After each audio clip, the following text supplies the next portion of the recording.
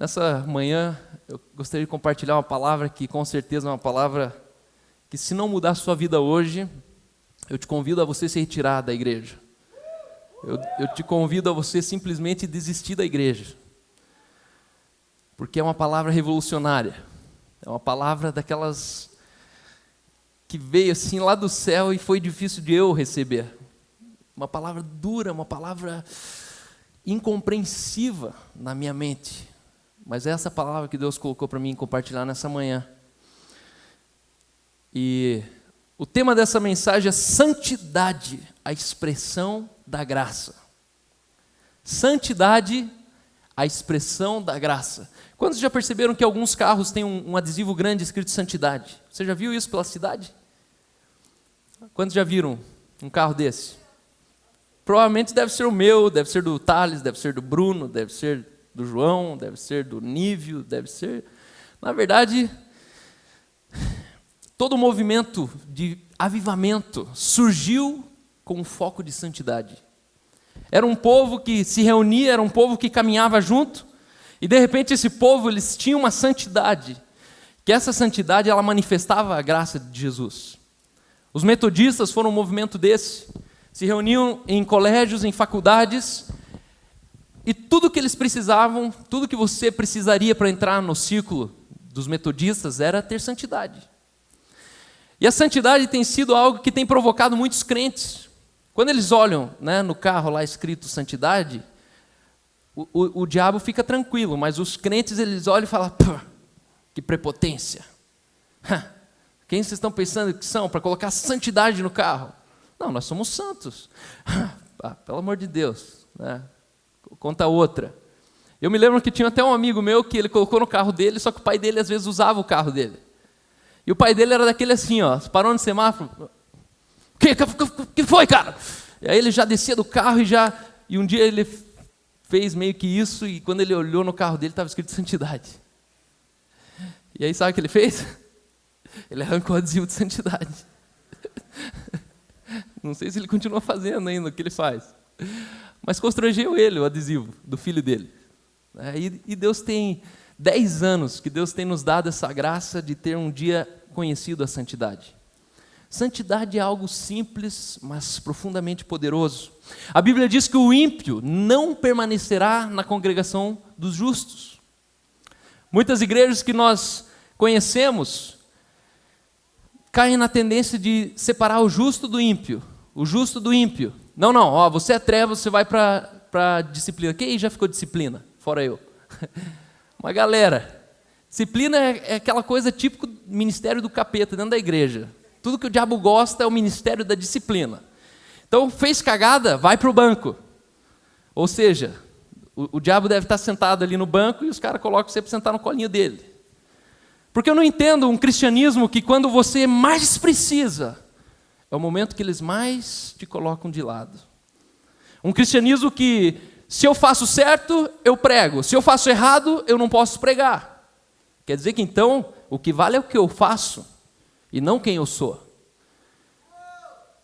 Mas na verdade, a questão é que a Bíblia diz que o justo não permanecerá na congregação dos santos. Sabe o que é a presença de um ímpio em uma congregação? Sabe de quem é a culpa? A culpa é dos justos que não existem, dos santos que não existem. Se a Bíblia está dizendo o ímpio não permanecerá, é que quem remove o ímpio não é o justo. É o ímpio que se ausenta. É o ímpio que se retira. E nós muitas vezes caímos nessa tendência de começar a selecionar e falar, brother, ó, o negócio é o seguinte, se você não parar de dormir com seu namorado, você tem que sair do meu grupo. Você tem que sair da minha célula. Você tem que sair aqui da igreja, hein? Deus vai pesar a mão, hein, irmão? Cuidado, hein? Que Deus que é esse? É um Deus que eu não conheço. Que o tempo de pesar a mão já passou. Deus, ele pesa a mão em cima do capeta. Aí ele pesa mesmo. Mas com os seus filhos, Deus, ele não pesa a mão. Talvez no máximo ele disciplina os seus filhos. Mas até isso é uma atitude de amor de Deus. Então, o que vai tornar esse lugar aqui justo, o que vai tornar esse lugar santo, não é eu e você tirando o ímpio do nosso meio, mas eu e você sendo justo. Uma vez que eu e você nós somos justos, o ímpio ele chega aqui, ou ele se torna justo, ou ele sai fora. E aí eu me amarro nisso, porque é o cara que ninguém chamou, mas também é o cara que ninguém mandou embora. E graças a Deus que eles vão embora, porque são pepinos, são pessoas extremamente problemáticas. Mas eu quero te dizer que a responsabilidade é minha e sua, de permanecer sendo justo, sendo santo. E uma vez que eu e você nós somos santos, nós somos como aquele homem que saiu a semear. E a Bíblia diz que em meio ao trigo, cresceu também o joio. Uma das primeiras palavras proféticas que eu tive sobre a igreja do cinema, veio de um grande profeta de Deus. Um homem que fez sinais, que operou maravilhas, um homem que revolucionou milhares e milhares de pessoas. E ele olhou para mim e falou: Carlos, a igreja no cinema é um ministério que vai trabalhar com trigo, mas alguém precisa cuidar do joio. Foi a primeira palavra profética que se existe nesse ministério, é que a igreja no cinema ia trabalhar com trigo. E ele falou assim para mim: não arranque o joio, não arranque o joio, porque o joio ele é separado na colheita. Quando há a colheita, então você consegue enxergar o que é trigo e o que é joio. A questão é que eu e você, nós começamos a semear, mas antes mesmo de que a gente entenda o que é trigo e o que é joio, eu já vou arrancando. Não, tira o joio, tira o cara, o cara está em pecado, o cara está nisso, o cara está naquilo. E de repente você arranca um trigo pensando que era joio. E a Bíblia diz: não arranque o joio, mesmo ele estando no trigo. Não é tarefa minha e tua tirar pessoas que estão no nosso meio aqui, porque eles estão em pecados, porque eles estão tendo relações homoafetivas, porque eles estão morando juntos sem ser casado, porque eles estão bebendo, porque eles estão indo na Woods, porque eles estão indo no Batel. Aliás, esses dias encontrei até um brother 2:30 da manhã, eu e o pastor Vinícius, a gente ali, ó, dando uma desfiladinha no Batel e vendo o movimento e tal, né, porque a gente gosta. Madrugada, né, lugar tenebroso, é lá que Jesus ama a gente. E de repente a gente para assim: ô fulano, beleza? Ô pastor, beleza? Estamos voltando lá da igreja. Meu brother está indo me levar lá no campo, no Novo Mundo. Ah, legal, Novo Mundo aqui para a direção do Batel, aqui para trás. Novo Mundo é para o outro lado. Mas cara, qual que é o problema? A questão não é onde você está, a questão é quem você é. E se eu sou, eu sou. Se eu não sou, tanto faz onde eu estou. Mas uma vez que você é luz, não importa onde, lá você é trigo, lá você é justo, e lá você denuncia as trevas. Eu e você, nós somos justos, nós somos santos, e nós não precisamos mandar as trevas embora. Se eu sou luz, eu não mando as trevas embora. As trevas, elas se retiram por causa de mim, e não eu por causa dela. E é tempo de eu e você avançarmos. A graça se expressa em diversas áreas das nossas vidas. Eu e você, nós estamos chapando com essa graça. Pessoas do Brasil inteiro estão tomando dessa graça. Pastores do Brasil inteiro estão desgraçando essa graça que a gente está pregando. Estão xingando a gente. Mas a questão é que essa graça, ela impacta diretamente tudo. Impacta nas suas finanças, impacta no seu namoro, em tudo. E um dos impactos naturais que experimentamos é a santidade de Deus em nós.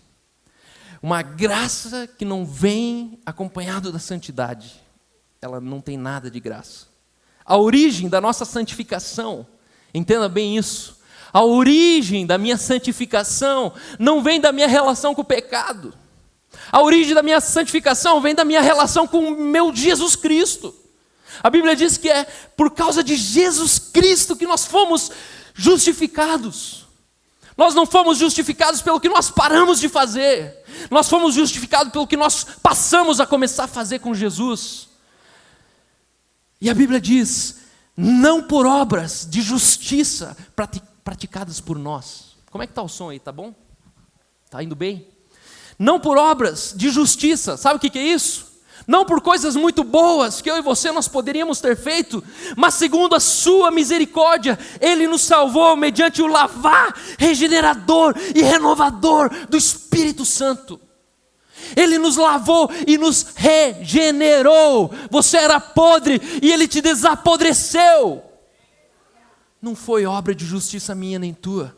A Bíblia diz, não é por obras, a fim de que ninguém se glorie.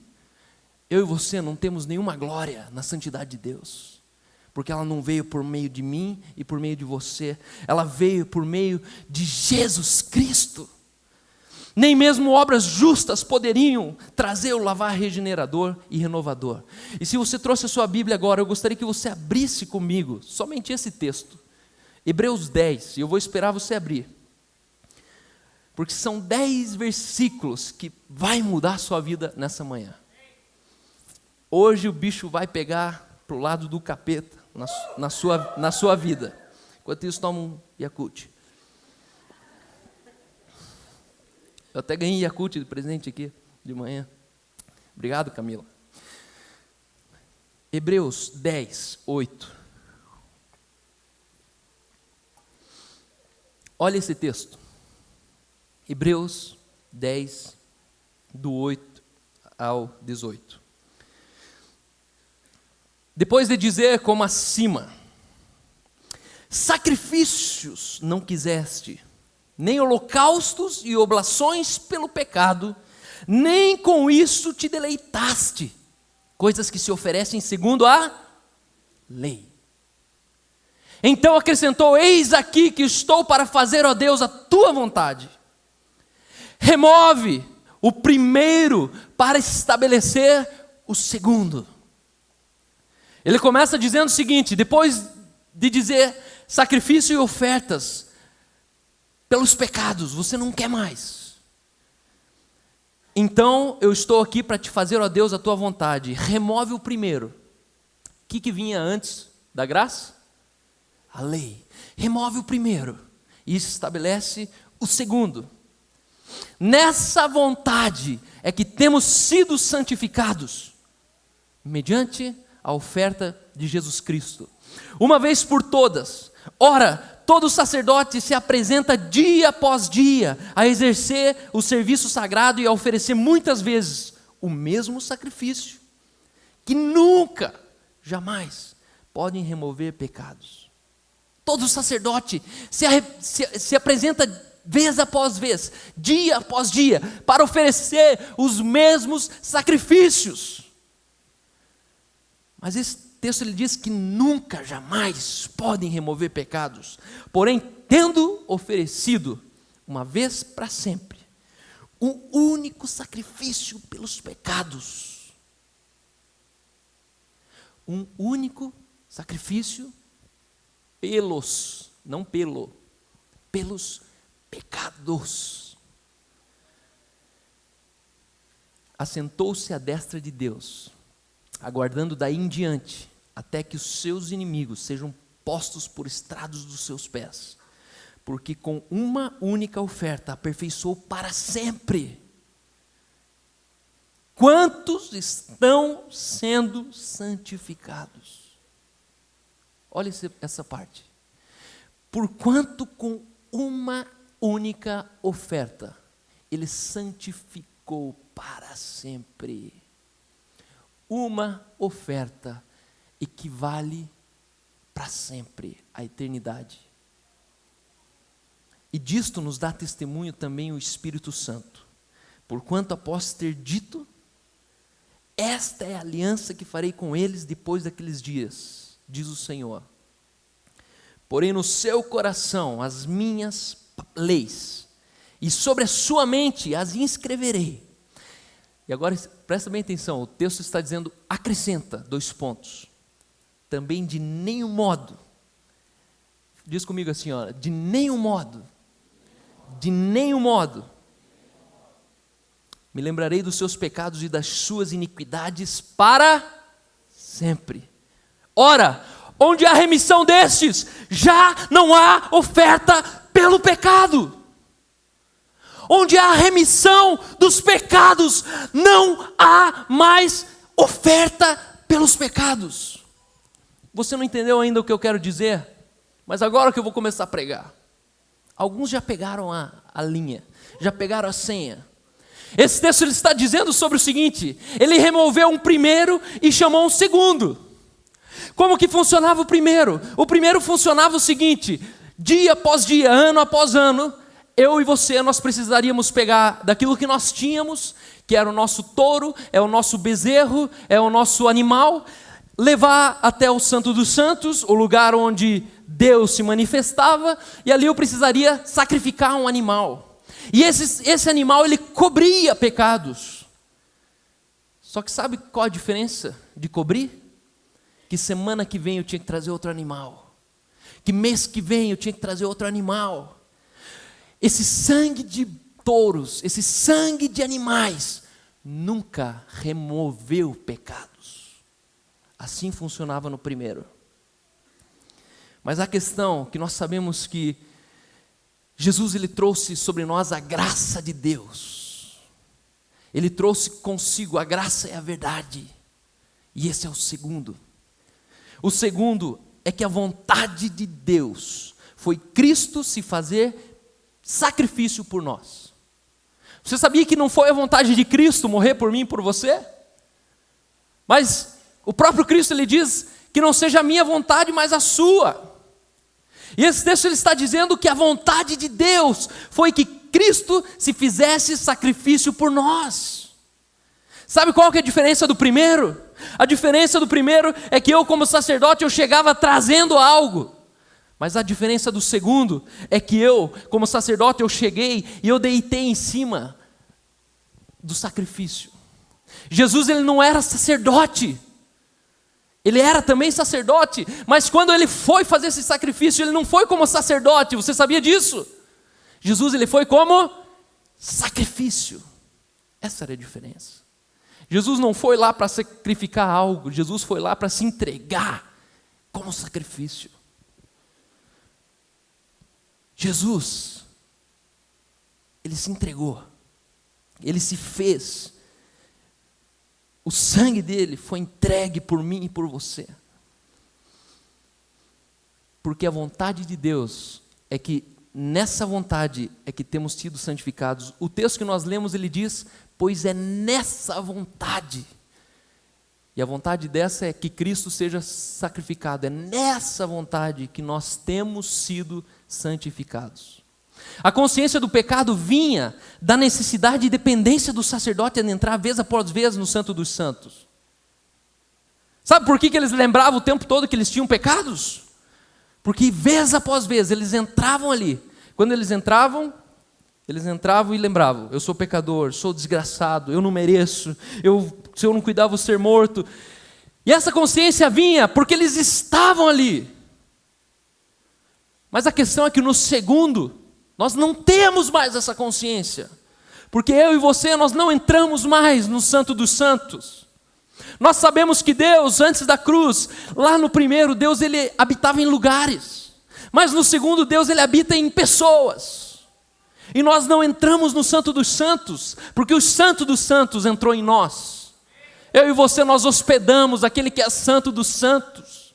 Eu e você, nós somos o host dele. Você é o hospedeiro daquele que é santo, santo e santo. Isso você precisa entender nessa manhã. Isso você precisa entender essa manhã. De uma vez por todas, o texto ele diz que de uma vez por todas, significa que nunca mais nos resta sacrifício pelos pecados. Vai dar um nó agora. Se não resta sacrifício pelos pecados, porque eu e você ainda nós precisamos passar horas chorando, pedindo perdão, se arrependendo? Por quê? Se não resta sacrifício, o seu arrependimento não remove mais pecados, porque já foi removido. Antes que você pecasse, os seus pecados já estão perdoados. Pare de se iludir que se você não rolar aqui na frente de um lado por outro, não ficar batendo, não ir lá contar para alguém, você não vai ser perdoado. Você já é perdoado. Você já é perdoado. Você sabia que no Santo dos Santos não existiam cadeiras? existia o pátio, existia o santo lugar, e dentro do santo existia o santo dos santos. Dentro do tabernáculo de Moisés não existia cadeira. Sabe por quê? Porque o sacrifício não podia terminar. Se existisse cadeira e o sacerdote sentasse, o ato dele sentar é que ele estaria dizendo: está concluído, está terminado. Mas quando nós voltamos no texto, nós voltamos, o que esse texto lhe diz? Eu estou com um texto corrido aqui, eu não sei que versículo que é. Mas esse texto ele está dizendo que nunca jamais pode remover pecados. Jesus, porém, tendo oferecido para sempre um único sacrifício pelos pecados, assentou-se à destra de Deus. Sabe o que esse texto ele está dizendo? Que o sacrifício foi concluído, por isso Jesus ele foi assentado. Jesus como sacrifício sacerdotal, como um sacerdote que se entregou como sacrifício, Jesus dali ele foi assentado nas regiões celestiais. Jesus nunca mais vai fazer um segundo sacrifício, porque o primeiro, ele até hoje, ele existe e vale para mim e para você. Mas sabe o que é melhor disso? Que a Bíblia também diz que eu e você, nós fomos o quê? Assentado nas regiões celestiais em Cristo Jesus. Por isso eu e você, nós não precisamos mais voltar dentro de um tabernáculo e ficar entregando o sacrifício, tentando sacrificar, porque eu e você nós já sentamos. O sacerdote sentado, ele não sacrifica mais. Está entendendo onde que eu quero chegar nessa manhã? Santidade é expressão da graça. O sacerdócio precisa ser sentado. Sabe quem que trabalha sentado? Quem? Quem trabalha sentado? Dentro assim, né? Quem? Todo mundo, né? Várias pessoas. Desculpa. Mas sabe quem que trabalha exclusivamente sentado? É o rei. Ou você já vê o rei saindo pelo reinado dele, correndo lá, vendo, pessoal, faz diferente aqui. O rei, ele está num trono, e tudo que sai desse trono é uma ordem, é um comando. Tudo chega no trono. E eu e você, como reis e sacerdotes, nós fomos assentados, não porque nós somos sacerdotes, mas porque nós somos também reis. Eu e você, nós estamos em uma cadeira, onde Deus ele te assentou para você reinar sobre a terra. Não use dessa cadeira para tentar sacrificar novamente. Não levante dessa cadeira para voltar e sacrificar algo pelos seus pecados. Eu preciso te dizer novamente, os seus pecados estão perdoados. Não há nada que você possa fazer para os seus pecados serem perdoados, porque eles já foram perdoados. A Bíblia fala sobre termos de uma aliança. Nós sabemos que o povo de Israel era um povo que era o povo escolhido, era o povo que andou no deserto, era um povo que Deus ele entregou os 10 mandamentos. E esse texto ele está dizendo, para aquele povo nós temos um outro termo, um segundo termo. Primeiro, ele diz, Deus ele diz, eu vou lhes imprimir na mente as minhas leis, e eu vou inculcar no coração. Inculcar na verdade é na cabeça, e ele vai imprimir no coração. Só que não para por ali. Para Israel, para aquele povo, para por ali. Ele fez isso. Mas ele diz, acrescenta, coloca o último parágrafo. De nenhum modo me lembrarei dos seus pecados e da sua iniquidade para sempre. Deus não enxerga mais pecado. Deus não sabe mais o que é isso. Olha o que eu estou pregando aqui. Você consegue já imaginar uma tela de computador, o Brasil inteiro tacando pedra na gente? Se prepara. Mas esse texto, ele está me prometendo, ou a gente começa a crer nisso, ou a gente permanece sendo bunda mole, ou a gente permanece sendo igreja frouxa, que tem um monte de problema, que as pessoas entram por um lado e saem pelo outro o tempo todo. Esse texto ele está nos prometendo, eu quero que você entenda isso nessa manhã, que Deus ele diz, de nenhum modo, não existe outra maneira, eu me lembrarei, não é daquele pecadinho daquele dia. Ele diz, de nenhum modo eu me lembrarei para sempre dos seus pecados e das suas iniquidades. Para sempre inclui eu e você. Se é para sempre, é sempre. Se é para sempre, é eterno. Hebreus 8,7 diz, porque se aquela primeira aliança tivesse sido sem defeito, olhe isso, se aquela primeira aliança tivesse sido sem defeito, de maneira alguma estaria sendo buscado lugar para uma segunda. A primeira, ela só cobria pecados, mas eu e você, nós continuaríamos sendo pecadores. Mas a segunda, ela removeu, ela arrancou, ela tirou. A sua santidade não fala da sua relação com o pecado, mas ela aponta para a sua relação com o Senhor Jesus Cristo. Nós não somos santos porque não pecamos, nós somos santos porque em Cristo Jesus eu fui santificado. Entenda, meu querido, que integridade não é você não errar nunca. Integridade é você ter consciência dos seus erros. Então eu continuo errando, mas a questão é que eu confesso os meus erros, eu tenho fraquezas, eu assumo as minhas fraquezas, e isso me torna íntegro, porque eu sou íntegro inclusive sobre as minhas fraquezas. A integridade é quando eu forjo algo, quando eu encubro algo, quando eu tenho uma vida dupla, quando eu não sou transparente. O defeito, o centro, o problema central da primeira aliança era o pecado. Agora na segunda, se o centro continua sendo o pecado, qual é a perfeição da segunda? E aqui entra a minha reflexão nessa manhã. Qual é a diferença da nossa relação com o pecado, da primeira aliança com a segunda aliança?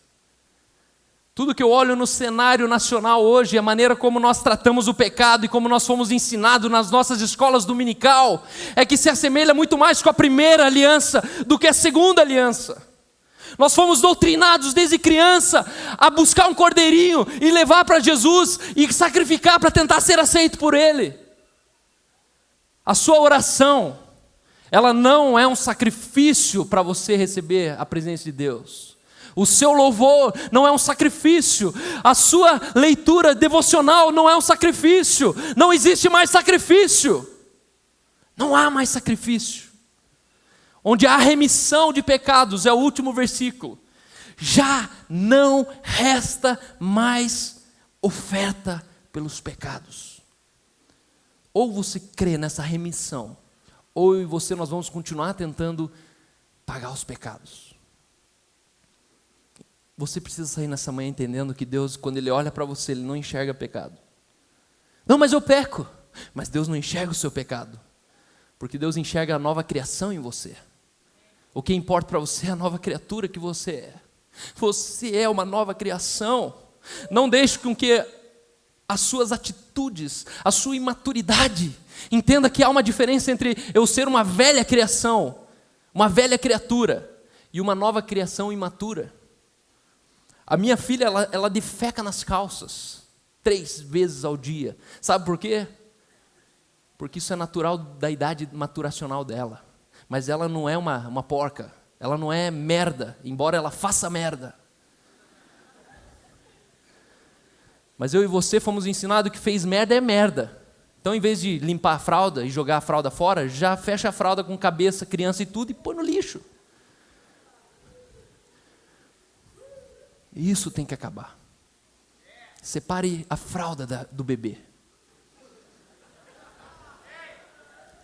Deus, Ele enxerga você. Quando eu olho para minha filha, eu não enxergo fraldas cheias de meleca, eu enxergo minha filha. Para de olhar para as fraldas. Para de olhar para as fraldas do seu irmão. Para de olhar para a fralda de pessoas que estão talvez escorrendo pelas pernas. Estão com uma baita diarreia. Olhe para o coração, olhe para a face, olhe para a mente, olhe para os olhos.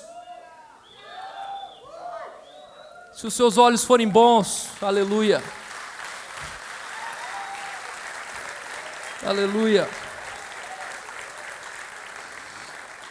Se os seus olhos forem bons, todo o seu corpo será bom.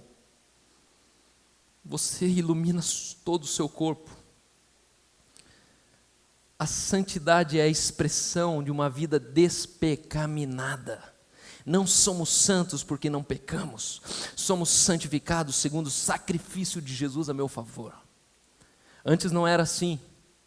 Hebreus ele segue dizendo: homens dos quais o mundo não era digno. Olhe bem, está dizendo do Superman, do Charlie Chaplin daquela época. Está falando do Batman, estava falando aqui dos Power Rangers. Homens dos quais o mundo não era digno, errantes pelos desertos, pelos montes, pelas covas, pelos antros da terra. Ora, todos esses que obtiveram bom testemunho por sua fé, não obtiveram, contudo, a concretização da promessa, por haver Deus provido coisa superior a nosso respeito, para que eles, sem nós, não fossem aperfeiçoados. Homens que não eram, o mundo não era digno de hospedar esses homens. Esse texto ele está dizendo que esses homens não obtiveram a concretização de uma promessa. E essa promessa é Cristo Jesus sendo entregue de uma vez para sempre pelo seu pecado, pelo meu pecado. Já não resta mais sacrifício. Por isso, recebendo nós um reino inabalável. Olhe bem esse texto. É o mesmo texto que eu li com você, só que na sequência. Recebendo nós um reino inabalável, retenhamos a graça pela qual servimos a Deus de modo agradável. Como que é para eu e você servir a Deus? Confessando pecados? Pela graça. Retenhamos a graça, pela graça servimos a Deus de modo agradável. Pela graça servimos a Deus com reverência e santo temor. O seu temor vem da graça e não vem de você. Quanto mais eu cresço na compreensão dessa graça, mais temor eu começo a ter, mais temor eu começo a andar, com mais reverência eu começo a andar. Reverência não é tirar o boné da cabeça, reverência é tirar a incredulidade do seu coração. Isso é reverência. Reverência não é você lavar as mãos para comer, mas é você aguardar até todos sentaram para que vocês possam ter uma oração, uma palavra de comunhão. Isso é reverência. Reverência não é vir aqui na frente e ficar comportadinho. Reverência é quando eu e você nós tocamos os céus com um louvor perfeito, um louvor que salva, um louvor que cura, um louvor que transforma, que liberta. Não vos deixeis envolver por doutrinas várias e estranhas, porquanto o que vale é estar o coração confirmado com graça e não com alimentos. No original significa: o que vale é o seu coração estar confirmado com graça e não com cansaço. Ele estava falando do alimento que era o alimento baseado na lei. Pois nunca tiveram proveitos que com isso se preocuparam. Pare de se preocupar com aquilo que é cansativo, com aquilo que é enfadonho, aquilo que cansa. Você precisa ir para a igreja, hein? Você precisa ler a Bíblia, hein? Você tem que parar de fumar, hein? Pare com essa vida, hein? Isso é cansativo. Agora comece a entender que o que vale é estar o coração confirmado com a graça. Confirme a graça na vida das pessoas. Pessoas que esses dias atrás, numa madrugada dessa com o Vinícius, andando que nem dois andarilhos no meio do centro da cidade, 2 horas da manhã, quando nós cruzamos a rua, um rapaz meio, morador de rua, ele correu para o outro lado, e aí o Vinícius correu atrás dele, e ele falou: não cara, não vem. Logo eu vi que vocês iam vir com palavra de Deus para a minha vida. Eu vi a luz vindo na minha direção, no meio de uma madrugada, do lado da Osório. E naquela hora o Vinícius catou ele num canto, e eu fui, peguei um bunda grande sentado ali, um traveco desse tamanho, que estava sem calcinha, sem nada, a cena mais terrível. E esse traveco ele levanta e fala assim: você não vai querer me falar desse Jesus aí, né? Eu vou te falar uma coisa, já conheço. E eu vivo a graça da garça. A graça da garça? Essa é nova. Você não conhece a graça da garça? Os pés estão todos dentro de um banhado, estão todos afundados no lodo, mas as minhas penas são todas brancas. E aquilo ali eu fui para casa pensando nisso. A graça da garça é que você permanece num banhado. Você anda pelos lugares sujos, mas quando você sai, as suas penas, elas estão alvos como a neve, estão brancas. Eu e você, nós precisamos crer que não somos contaminados pelo mundo, mas o mundo é contaminado pela luz, pela graça que está sobre você. Comece a confirmar a graça na vida das pessoas. Chegue nessas pessoas. Naquela noite eu fiz isso. Eu falei: meu querido, você é lindo, você é a imagem e expressão de Cristo Jesus, você é santo, você tem promessas sobre a sua vida, você tem alegria. Eu declaro que você tem paz. Eu declaro que o Espírito Santo está dentro de você. E eu confirmei ele com graça. Hebreus continua dizendo: segui a paz com todos e a santificação, sem a qual ninguém verá o Senhor, atentando diligentemente, porque ninguém seja faltoso, separando-se da graça de Deus. Ninguém seja faltoso, separando-se da graça de Deus. A sua falta não é pecado, a sua falta é separar-se da graça de Deus. A sua falta é você separar pessoas da graça de Deus. A falta não é o pecado que elas fazem, a falta é a separação que eu e você, nós fazemos da graça. Nem que haja alguma raiz de amargura que brotando vos perturbe, e por meio dela muitos sejam contaminados. Por muitos anos eu e você, nós aprendemos esse texto dizendo assim, sem santidade ninguém verá a Deus. Sabe o que a gente fez? Foi para o mosteiro, pôs o computador na sala para não masturbar no quarto. A gente achou que aquela santidade ali ia me levar a ver Deus. Isso é uma baita de uma mentira. Esse texto ele está dizendo: seguir a paz com todos. Se é com todos, ele está falando dos outros e não de mim. Seguir a paz com todos e a santificação, sem a qual eles não vão ver a Deus. A sua santificação e a sua paz não é para você ver a Deus, mas é para pessoas perceberem Deus em você. Você é a expressão, você é a virtude de Deus. Por isso eu e você, nós precisamos permanecer num lugar de santidade, a fim de que as pessoas reconheçam Cristo Jesus em mim e em você. Eu não preciso mais ver a Cristo, porque Cristo habita em mim. Eu não preciso mais dessa certeza, porque eu caminho nessa certeza. Pare de querer ficar vendo Deus. Deus, não foge de mim, Deus. Que Deus que é esse? Deus, ele não é pai terreno que tem capacidade de abandonar um filho. Se você é filho, Deus, ele nunca vai perder os seus olhos de cima da sua vida. E para terminar, a religião pura e sem mácula não é tomar ceia, não é vir na igreja do cinema, não é você tomar a hóstia, não é você não masturbar, a religião pura não é não pecar. Esse texto lhe diz: a religião pura e sem mácula para com o nosso Deus e Pai é esta: visitar órfãos e viúvas nas suas tribulações, e em segundo lugar, a si mesmo guardar-se incontaminado do mundo. Isso é uma religião pura. Meu brother, não interessa se você é da igreja do cinema ou não, se você está saindo do seu ministério ou não, se você tocava lá no louvor ou não, se o pastor está bravo com você ou não. Eu não quero saber. Tudo que eu quero é que você assista os órfãos e as viúvas nas suas tribulações e guarde-se incontaminado com esse mundo. Incontaminado não é eu me afastar das coisas, mas as coisas tocarem a minha vida e não grudarem em mim. Você sabia que tem muitas bactérias aqui nesse ambiente? Uma criança recém-nascida não pode ficar nesse ambiente.